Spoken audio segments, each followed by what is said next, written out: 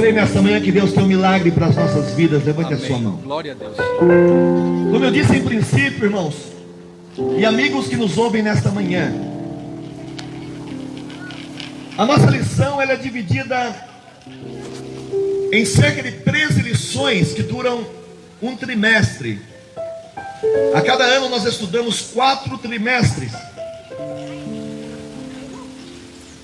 E nesse 4º trimestre de 2019, nós estudamos na nossa escola bíblica dominical o governo divino em mãos humanas, a liderança do povo de Deus em 1º e 2º livro de Samuel.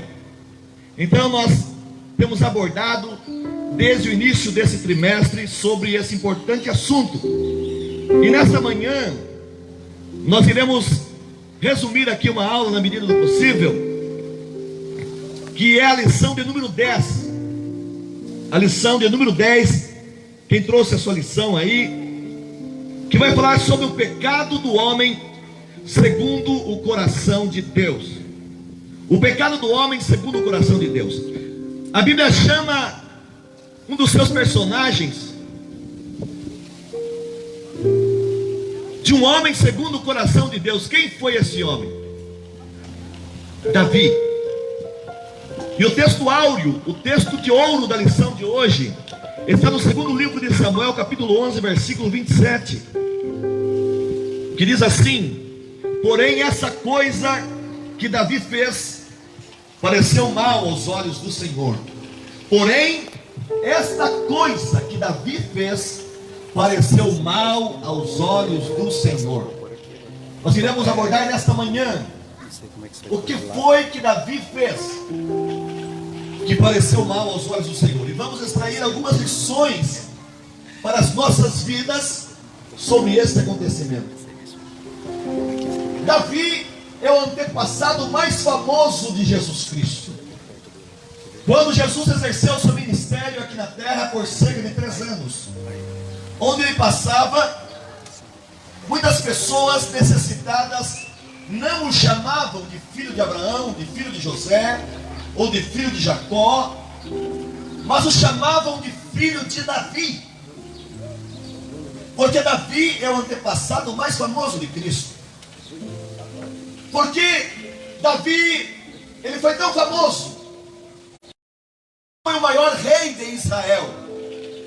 Davi governou numa época em que o reino ainda estava unificado. Durante o reinado de Davi, o reino de Israel ficou conhecido como o reino na sua idade áurea. A idade de ouro do reino de Israel deu-se justamente sob o governo de Davi. Ele foi um grande estadista, foi um grande guerreiro, um grande conquistador. Geograficamente, quando estudamos as conquistas de Davi, ele ampliou o território de Israel, desde o Golfo de Acaba, do norte, até a divisa com o Egito, ao sul. Davi, apenas no primeiro livro das crônicas dos reis de Israel, há 28 capítulos que tratam justamente sobre a vida de Davi. Ele organizou o serviço do santuário. Ele amava louvar a Deus. Ele era um exímio instrumentista. Tangia a sua harpa com maestria e inspiração. A Bíblia diz que ele fabricava instrumentos para louvar a Deus. Ainda que o grande templo de Jerusalém tenha sido construído por Salomão, seu filho, a Bíblia diz que a planta do templo foi dada a Davi. Todos os detalhes, todo o ouro que seria consumido, a prata, as pedras preciosas, o serviço do templo, o exercício sacerdotal. Só da tribo de Levi foram escolhidos 38 mil, 6 mil oficiais, 4 mil porteiros e 4 mil músicos, irmão Josias, que serviriam no futuro por ocasião da inauguração do grande templo que seria construído. Interessante isso. São feitos de Davi. Já próximo à sua morte, ele reuniu todos os seus súditos e oficiais. E a Bíblia diz que ele doou do seu tesouro particular todo o ouro que ele tinha para a construção do templo, para a adoração ao nome do Deus de Israel. E é interessante que este ouro, meus amados irmãos, para vocês terem uma ideia, foram 3.000 talentos de ouro. Cada talento pesava 34 quilos. Numa moeda nossa, no real, a quantidade de ouro que Davi doou do seu tesouro particular para a construção do templo é a bagatela de 13 bilhões 464 milhões de reais. Foi que Davi doou para a construção do templo. Davi, ele fez muita coisa boa durante o seu reinado. Mas nós lemos aqui no texto áureo que ele fez uma coisa que desagradou a Deus. E que é justamente dessa coisa, desse fato, desse acontecimento, que nós vamos extrair lições para a nossa vida nesta manhã. A primeira lição que nós extraímos desse fato que Davi cometeu é a seguinte: ser amado por Deus e ter uma vida piedosa não isenta ninguém de pecar. Ser amado por Deus e ter uma vida de piedade não vai nos eximir de falhar, de cair ou de pecar. Nós acabamos de dizer que Davi foi um grande homem de Deus. A Bíblia chama Davi de um homem segundo o coração de Deus, ungido por Deus dentre os seus vários irmãos, escolhido para ser rei de Israel. Amava a presença de Deus, amava adorar a Deus. Dos 150 salmos escritos, que é o inário oficial de Israel, dos 150 salmos, 73 são atribuídos a Davi. Ele amava a palavra, amava louvar em qualquer circunstância. Mas teve um dia que ele não vigiou, teve um dia que ele dormiu demais, que ele tosquenejou. E no período, diz a Bíblia, em que os reis deveriam ir para a guerra, na primavera, a praxe era os reis saírem à frente do seu exército para irem guerrear as suas batalhas. A Bíblia diz que Davi ficou dormindo na sua casa, no seu reino. E quando ele dormia, ele despertou e estava passeando de boa, como falamos. Deu uma vacilada e viu algo que não era para ele ter visto se tivesse ido para a guerra. A primeira lição é esta: ser amado por Deus. Você é amado por Deus, nós somos amados por Deus. Aliás, a Bíblia diz que Deus amou o mundo todo de tal maneira que deu o seu Filho unigênito, para que todo aquele que nele crê não pereça, mas tenha a vida eterna. Então somos todos amados por Deus. Podemos ter uma atividade religiosa, uma vida religiosa exemplar na sociedade, nos trabalhos, nos grupos respectivos das nossas igrejas, mas isso não nos isenta de falharmos. Mas o que é que vai acontecer então se nós falharmos? Presta atenção. A segunda lição que eu aprendo com Davi, que nós aprendemos com Davi, é a seguinte: ter poder e autoridade não autoriza ninguém a infringir o direito e cometer a injustiça.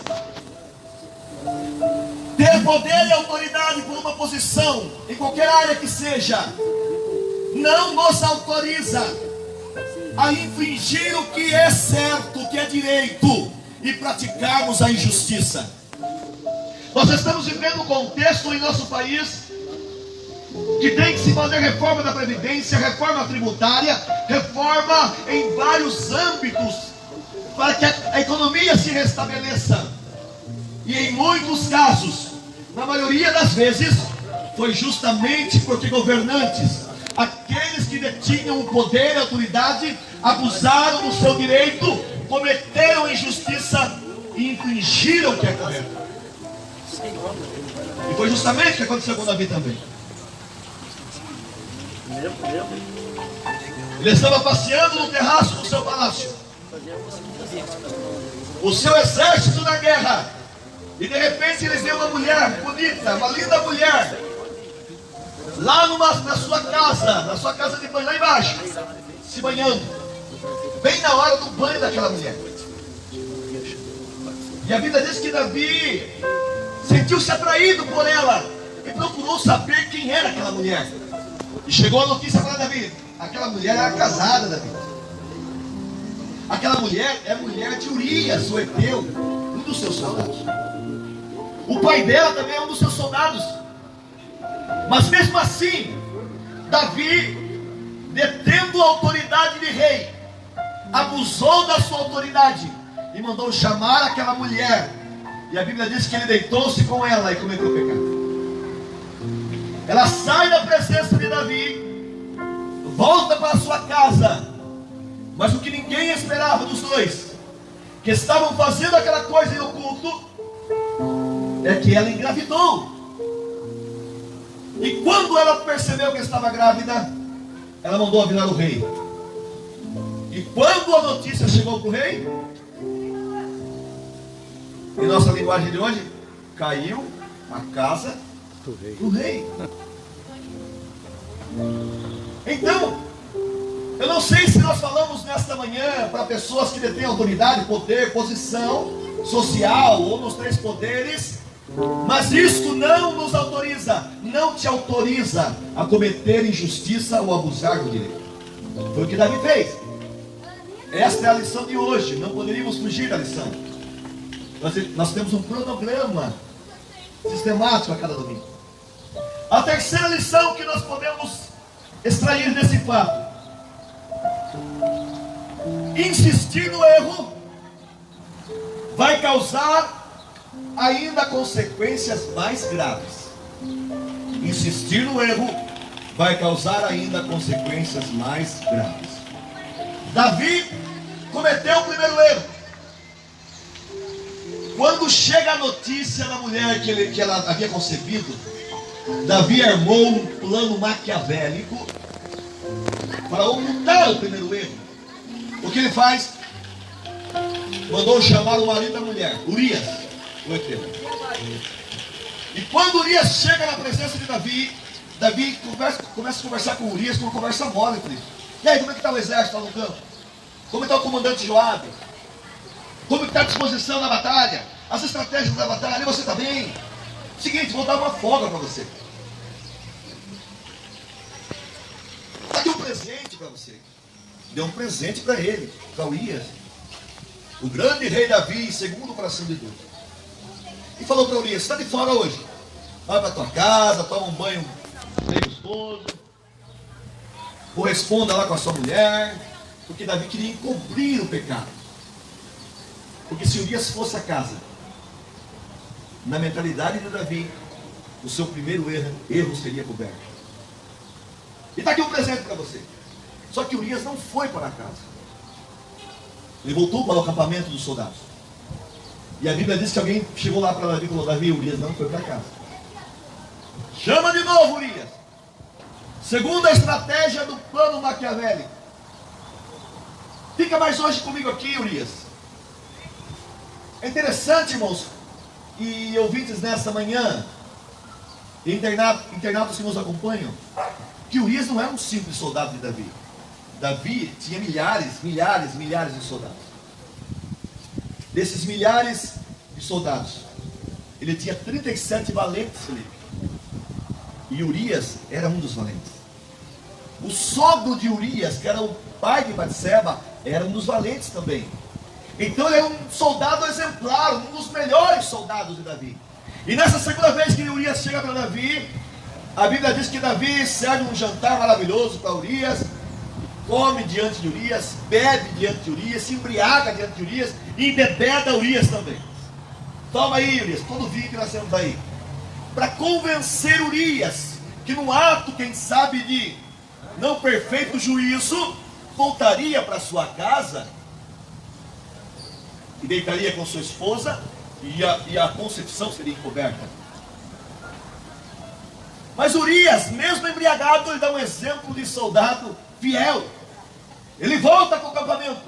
E quando Davi pergunta para ele, o que ele diz? Que mais ainda corta.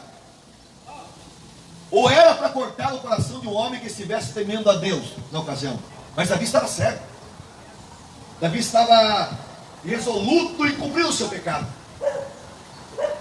Quando Davi pergunta para Urias, mas Urias, você não foi para a sua casa, Urias? A tua esposa está esperando você.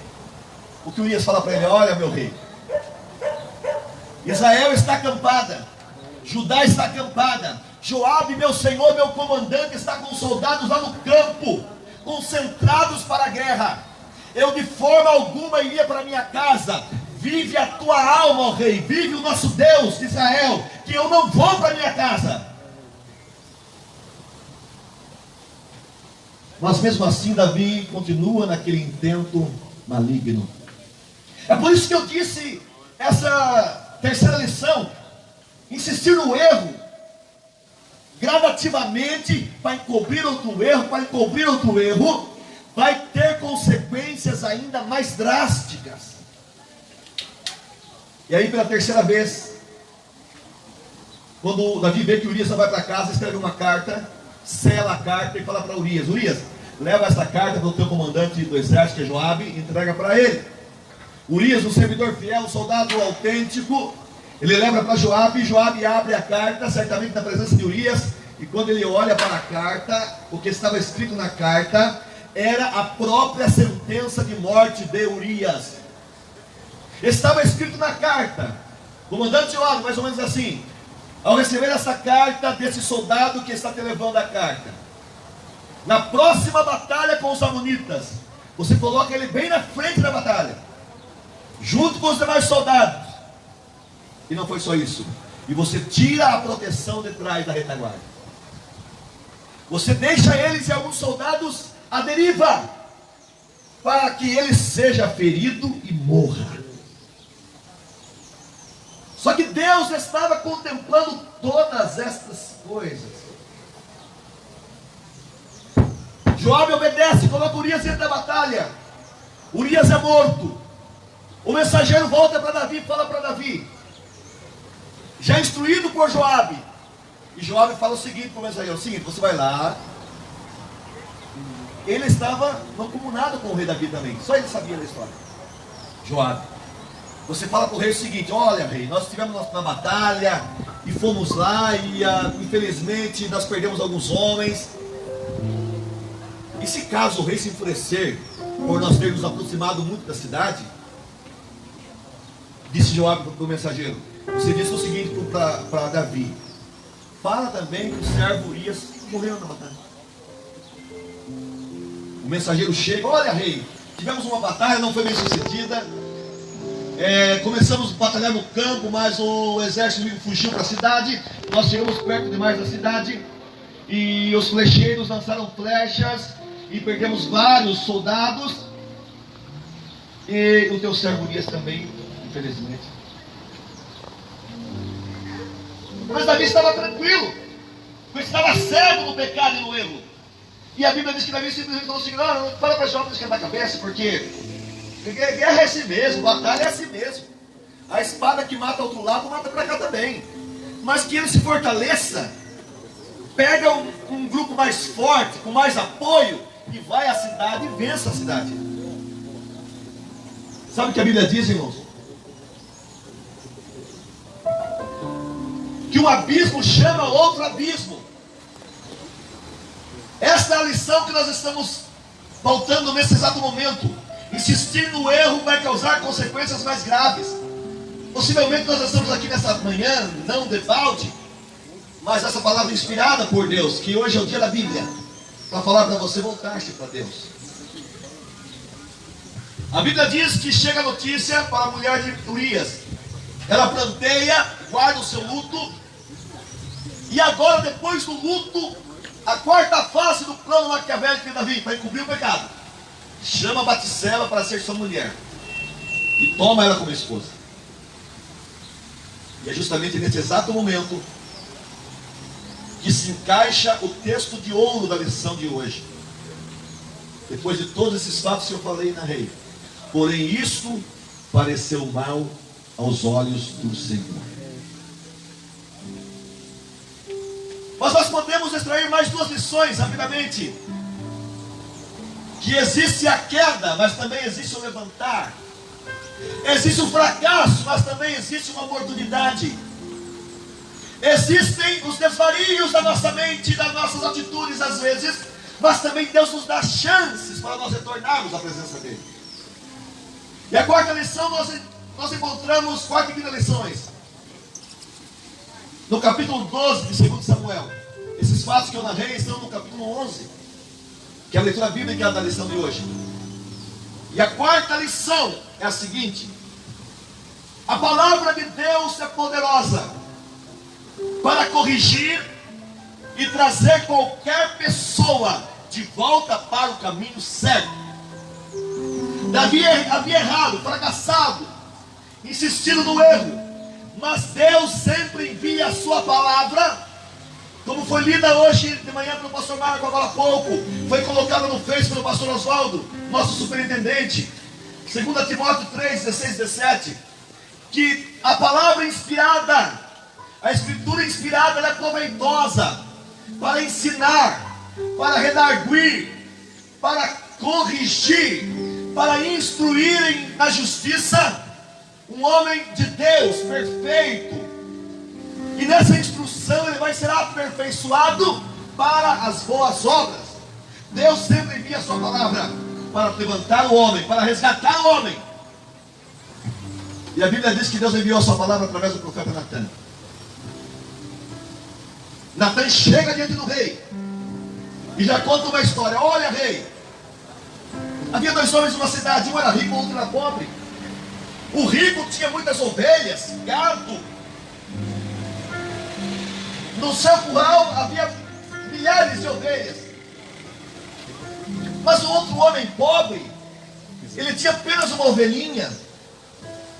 E essa ovelhinha ele comprara ainda pequena. Natan narrando para Davi, por ordem de Deus. Esse homem pobre tinha apenas uma ovelhinha que crescera com as crianças. Comia com as crianças da casa daquele homem. Eles eram pobres demais. Aquela ovelha, ela dormia no quarto com as crianças. Natan narrando para Davi. Mas chegou um dia que o homem rico da mesma cidade recebeu um ilustre visitante. E o homem rico, em vez de pegar uma das suas milhares de ovelhas do curral, ele vai até a casa daquele homem pobre, invade a casa, toma aquela única ovelha e mata a ovelha e prepara aquela ovelha para servir o jantar para a sua visita ilustre. Quando Davi ouve a história, ele se enfurece de tal forma, diz a Bíblia, que Davi diz o seguinte: digno de morte esse homem que fez isso. Pela ovelha vai restituir quadruplicadamente. Esse homem merece morrer. Quando Davi fala isso, o profeta Natan certamente aponta o dedo em riste para a face de Davi e fala: tu és este homem. Eu estou aqui, disse Natan, enviado por Deus para trazer a ti a palavra de Deus, ó rei. E a palavra de Deus para ti, ó rei, é esta: eu te ungi, eu te escolhi, eu te capacitei, eu te livrei da morte através das mãos de Saul, eu te dei riquezas, mulheres, e se isso para você fosse pouco, eu te daria mais, porque você é o escolhido. Mas isso que você fez está errado. Tomaste a mulher de Urias, um dos seus soldados. Não foram os amonitas que mataram Urias, foi você. Porque você matou o rei Davi, um dos seus valentes. A partir de agora também a espada não se afastará da sua casa. O que você fez de oculto será feito na presença de todos. E ali a palavra foi dura para o rei Davi. Eu quero dizer nessa manhã para todos vocês, para todos nós, que a palavra de Deus às vezes é dura para nós mesmos, porque ela instrui, ela ensina, ela corrige,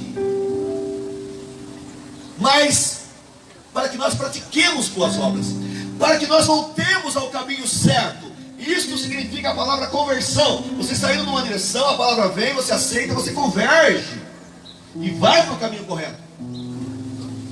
Mas nós temos duas opções quando ouvimos a palavra: nós aceitamos a palavra, nos arrependemos e nos humilhamos, aproximamos-nos de Deus e somos perdoados, ou nós rejeitamos a palavra, nos afastamos mais de Deus e estaremos irremediavelmente perdidos.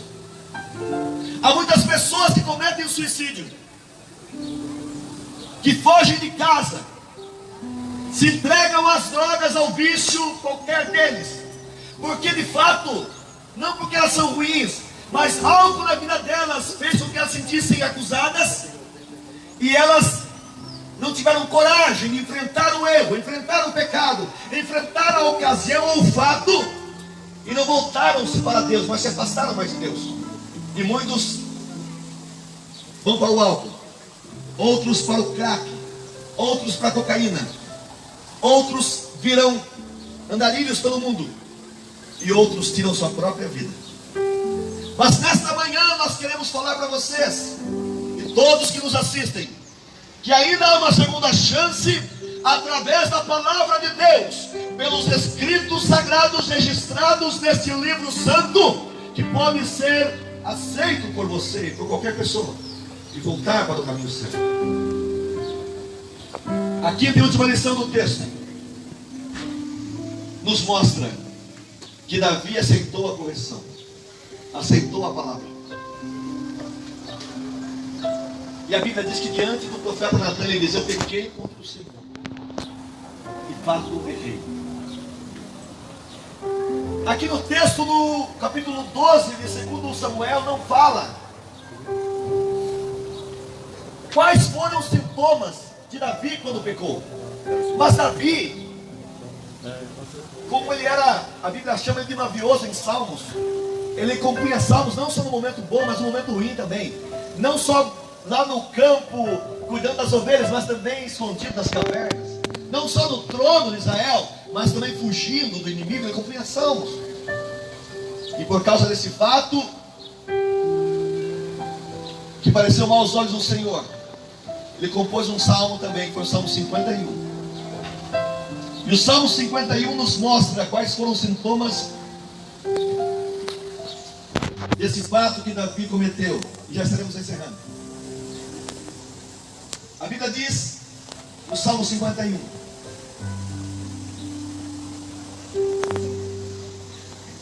tem misericórdia de mim, ó Deus, segundo o teu constante amor, segundo a tua grande compaixão, apaga as minhas transgressões. Davi se sentiu manchado por causa do pecado. Lava-me completamente da minha iniquidade e purifica-me do meu pecado, pois eu conheço as minhas transgressões e o meu pecado está sempre diante de mim. Davi, aqui arrependido, ele diz: eu sei que eu errei, eu cometi adultério, eu cometi um homicídio, eu fiz maldade diante dos teus olhos, ó Deus, mas tem misericórdia de mim, apaga as minhas transgressões, eu estou arrependido. Certamente em iniquidade eu fui formado, e em pecado me concebeu minha mãe. Certamente tu amas a verdade no íntimo, no oculto me fazes conhecer as coisas. Purifica-me com hisopo e ficarei puro. Lava-me e ficarei mais alto do que a neve. Faze-me ouvir, Deus, diz Davi, júbilo e alegria, regozijem-se os ossos que tu quebraste. Esconde a tua face dos meus pecados e apaga as minhas iniquidades. Eu estou arrependido, eu estou pedindo perdão. E Davi fala: cria em mim, ó Deus, um coração puro, renova em mim um espírito reto. Davi viu que a sua ocasião, a cura para aquela iniquidade que havia cometido, era apenas Deus criar nele um coração mais sincero e puro. Ele estava de fato arrependido. E ele diz: não me lances fora da tua presença. Eu não quero sair da tua presença, Deus. Não retires em mim o teu Espírito Santo. Se existe coisa mais preciosa na terra, ouça com atenção, é você sentir que o Espírito Santo de Deus toma conta da tua vida. Não existe prazer maior na terra do que nós sermos tomados e sermos cheios do Espírito Santo de Deus. Nós nos sentimos gigantes espirituais. Nós vencemos todas as barreiras. Nós levantamos a cabeça e andamos destemidamente em qualquer lugar. E Davi sabia que isso é importante, por isso ele se arrepende e fala: Senhor, não retires de mim teu Espírito. Torna-me dar a alegria da salvação. Sustenta-me com espírito e vontade. Então eu ensinarei aos transgressores os teus caminhos, e aos pecadores a ti se converterão.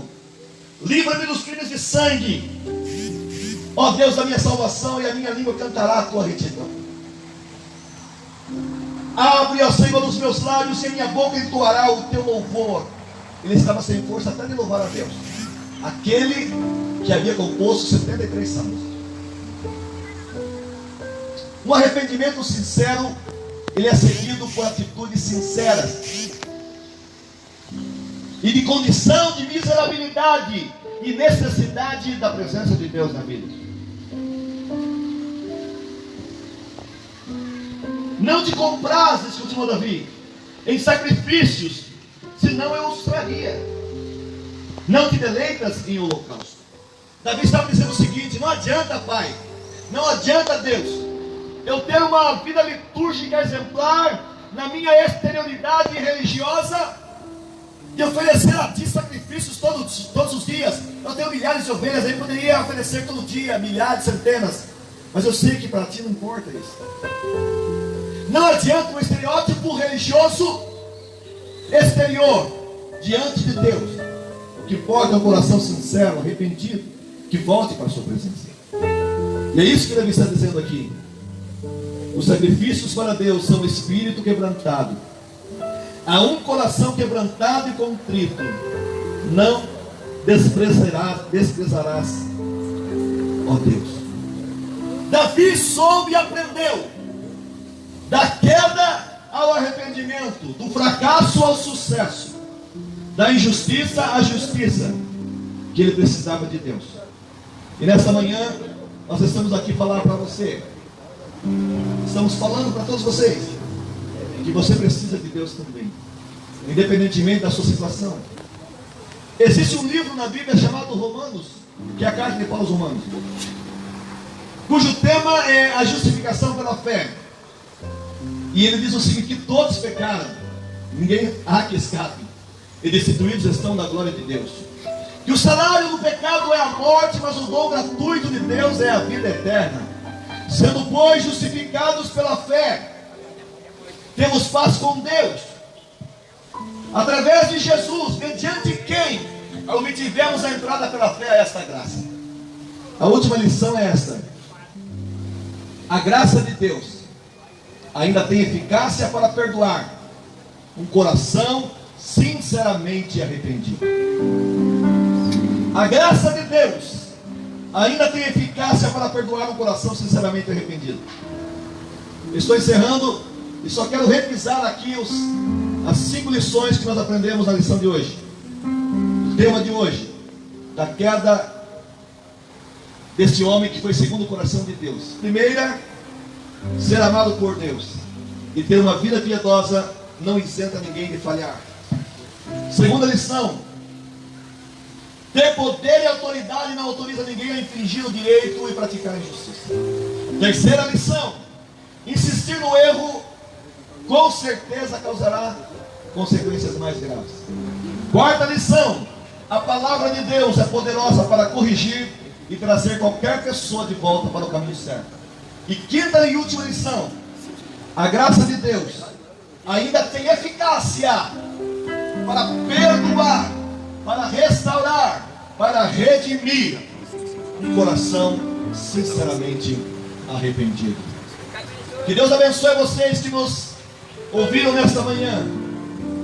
A nossa aula tem mais ou menos essa média, né, pastor Zaulo? 40 a 50 minutos. Eu falei 50 minutos aqui, 40 minutos sobre o tema específico da lição de hoje. Mas você pode participar conosco todos os domingos, às 9 horas da manhã, aqui em Tararé, ou em qualquer cidade do Brasil, onde tem uma Assembleia de Deus.